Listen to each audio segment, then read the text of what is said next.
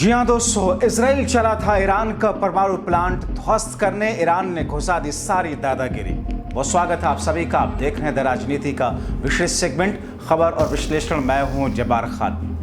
दोस्तों, आखिर ईरान ने ऐसे कौन से इंतजाम कर रखे हैं जिसके बुनियाद पर इसराइल सारी कोशिश के बावजूद ईरान के परमाणु प्लांट को नुकसान नहीं पहुंचा सकता?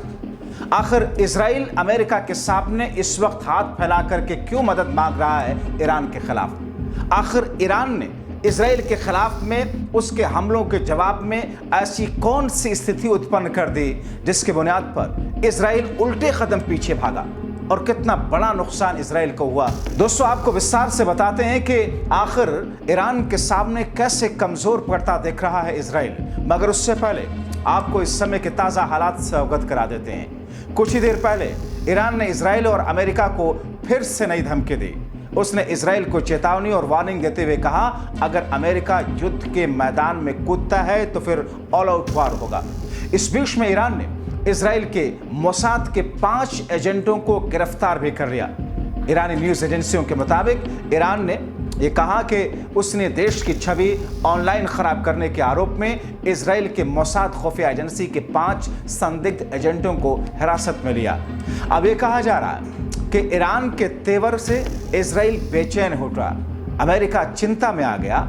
और इस बीच में अमेरिकी राष्ट्रपति डोनाल्ड ट्रंप ने इसराइल ईरान युद्ध पर बातचीत के लिए अपने शीर्ष सैनिक सलाहकारों से मुलाकात की। ब्रिटेन के प्रधानमंत्री कीर स्टारमर ने दावा किया कि अमेरिकी राष्ट्रपति तनाव कम करना चाहते हैं। ये बैठक व्हाइट हाउस सिचुएशन रूम में हुई। अब जबकि स्थिति ज्यादा गंभीर हो गई तो फिर अफरा तफरी स्वाभाविक है। अब इसराइल बेचैन है। ट्रंप प्रशासन के एक अधिकारी बताते हैं कि राष्ट्रपति ट्रंप और इसराइल के प्रधानमंत्री बेंजामिन नेतन्याहू ने फोन पर बातचीत की है। खैर, ये तो रही ताजा स्थिति, मगर आपको यह साफ कर दूं कि ईरान के परमाणु ताकत या परमाणु हथियार बनाने वाली जगह को चाहकर भी इसराइल ध्वस्त नहीं कर सकता। हालांकि इसराइल ने इसकी बहुत कोशिश की, शुरुआत में उसमें हमले भी किए, मगर इसराइल के बस में नहीं। आपको बताता हूं कि क्यों ईरान के परमाणु शक्ति प्लांट को नुकसान पहुंचाने की क्षमता इसराइल के पास नहीं है। दोस्तों, इसराइल के पास ना तो इसे नष्ट करने की क्षमता है और इस प्लांट को नष्ट किए बिना इसराइल ईरान को परमाणु शक्ति विहीन करने के लक्ष्य को हासिल भी नहीं कर पाएगा। इसीलिए इस मकसद को हासिल कर पाने के लिए इसराइल अमेरिका से GBU-57 बंकर बस्टर बम और B-2 बॉम्बर की मांग कर रहा है। लेकिन ऐसा करने का मकसद होगा ईरान इसराइल वॉर में अमेरिका की डायरेक्ट एंट्री। तो फिर क्या अमेरिका ऐसा करने के लिए तैयार होगा? शायद नहीं। अब आइए पहले आपको जल्दी से बता दें कि आखिर कहां और कैसा है ईरान का अवैध परमाणु साइट फॉर्डो। दोस्तों, CNN के मुताबिक पहाड़ों के एक समूह में बनी 5 सुरंगें, सपोर्ट के लिए एक बड़ा ढांचा और एक लंबा चौड़ा सुरक्षा घेरा। हाल में ही उपग्रह से ली गई तस्वीरों से आप ईरान के रहस्यमय फॉर्डो फ्यूल एनरिचमेंट प्लांट यानी कि FFEP के बारे में इतना सा देख सकते हैं। CNN कहता है कि पहाड़ों के एक समूह में बनी 5 सुरंगें, सपोर्ट के लिए एक बड़ा ढांचा, एक लंबा चौड़ा सुरक्षा घेरा और जिस तरीके से उपग्रह से ली गई तस्वीरें उसके बारे में दर्शाती हैं। दरअसल इससे बात की सारी चीजें पहाड़ों के गर्भ में छिपी सुरंगों में मौजूद हैं।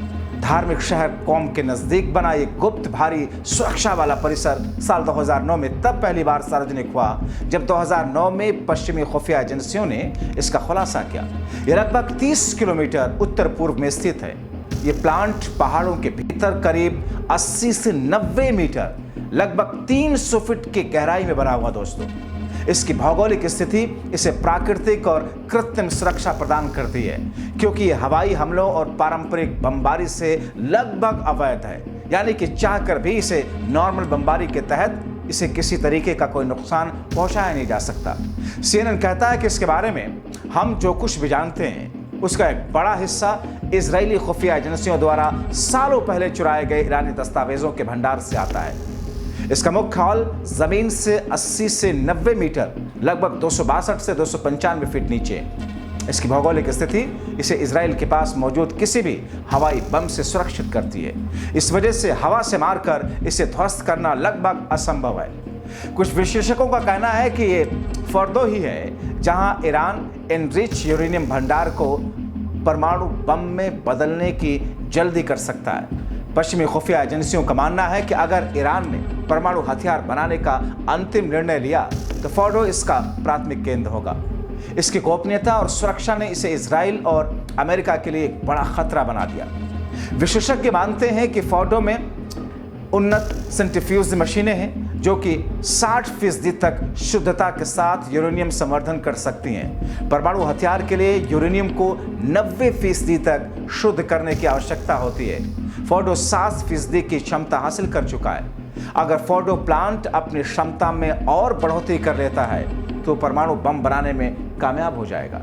यही वजह है कि पश्चिमी देशों और इजराइल अमेरिका इसे खतरे के रूप में देखते हैं। यानी कि इजराइल चाहकर भी ईरान के परमाणु मिसाइल बनाने की जगह को तबाह नहीं कर सकता, मगर जानकारी मानते हैं कि अमेरिका के पास में फॉर्डो को तबाह करने की ताकत है। वो कहते हैं कि इजराइल के पास तो फॉर्डो न्यूक्लियर प्लांट को तबाह करने की क्षमता नहीं, लेकिन अमेरिका के पास ये शक्ति है। लेकिन अमेरिका अभी इस युद्ध में उतरा नहीं है। सीबीएस न्यूज की रिपोर्ट के मुताबिक अमेरिका इस युद्ध में उतरने की सोच रहा है। सीबीएस न्यूज ने अमेरिकी खुफिया अधिकारी और रक्षा मंत्रालय के हवाले से कहा कि अमेरिका इस युद्ध में उतरने की तैयारी कर रहा है। अगर वो ऐसा करता है तो उसका मुख्य टारगेट फॉर्डो न्यूक्लियर प्लांट ही होगा। बताया जाता है कि अमेरिकी रक्षा वैज्ञानिकों ने जमीन के अंदर मौजूद ऐसे गहरे बंकरों को तोड़ने के लिए बंकर बस्टर बम बनाया हुआ है। इसे मैसिव ऑर्डिनेंस पेनिट्रेटर कहते हैं। अमेरिका ने अपने इस बंकर बस्टर को JBU-57 का नाम दिया। दोस्तों, एक्सपर्ट मानते हैं कि JBU-57 अमेरिका शास्त्रागार में सबसे शक्तिशाली गैर परमाणु बंकर बस्टर बम है, जिसे विशेष रूप से गहराई में दबे और भारी किलेबंद दुश्मन के ठिकानों को नष्ट करने के लिए डिजाइन किया गया है। दोस्तों, वॉशिंगटन पोस्ट की एक रिपोर्ट के मुताबिक अमेरिकी बंकर बस्टर का वजन 13,600 किलो होता है। यह बम अपने विकास के शुरुआती चरणों में धरती को 200 फीट भेद कर टारगेट को नष्ट करता था। अब इसकी क्षमता और बढ़ गई है। यह बम GPS से निर्देशित होता है और ठीक अपने टारगेट पर ही हमला करता है। इस बम को ठोस स्टील मिश्र धातु से बनाया जाता है, जो विस्फोट से पहले कठोर परतों को भेदने के लिए डिजाइन किया गया। बंकर बस्टर JBU-57 को विशेष विमानों के द्वारा गिराया जा सकता है। अमेरिकी विशेषज्ञों के अनुसार केवल B-2 स्प्लिट स्टील्थ बॉम्बर ही MPO को ले जा सकता है और तैनात कर सकता है।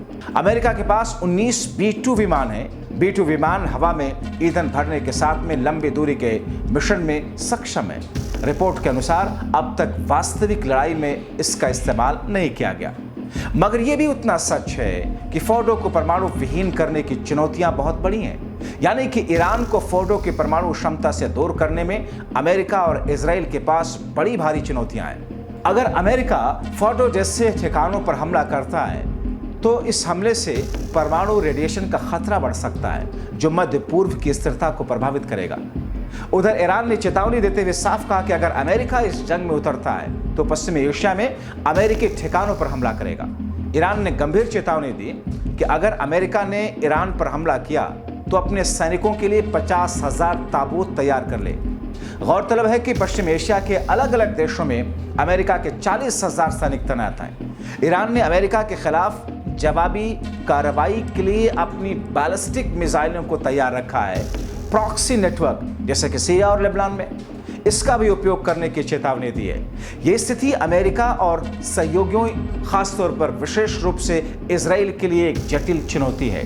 तो ऐसी स्थिति में दोस्तों, जबकि एक तरफ अमेरिका को भी अब ईरान ने सीधे सीधे चेतावनी या धमकी जो कुछ भी वो समझे उसके नजरिए से ईरान ने साफ कर दिया, तो दूसरी तरफ इजराइल का जो ख्वाब है ईरान के उस परमाणु प्लांट को तबाह करने का, मगर इजराइल उस पर उस वक्त तक कुछ भी असर नहीं डाल सकता जब तक कि अमेरिका उस पर बमबारी ना करे, क्योंकि सिर्फ अमेरिका के पास ही ऐसे बम हैं जो उस प्लांट को तबाह कर सकते हैं। मगर क्या अमेरिका सीधे सीधे इस जंग में कूद देगा? फिलहाल ऐसा लगता तो नहीं है। और इस बीच में जिस तरीके से आयतुल्लाह खामनेई ने चेतावनी दी, जिस तरीके से ये कहा कि अपने उन आर्मी के लोगों के लिए जो कि तैनात हैं अलग अलग जगहों पर, ताबूत पहले से बनाकर अमेरिका रख ले, क्योंकि अगर ऐसा हुआ तो फिर ईरान वो करेगा जो अमेरिका ने सोचा नहीं है। तो ऐसी स्थिति में इंतजार करना होगा कि अगले 1 से 2 दिनों के भीतर भीतर डोनाल्ड ट्रंप फैसला क्या लेते हैं। आप क्या सोचते हैं? अपनी राय कमेंट बॉक्स में जरूर लिखें। अभी के लिए इतना ही, बहुत शुक्रिया।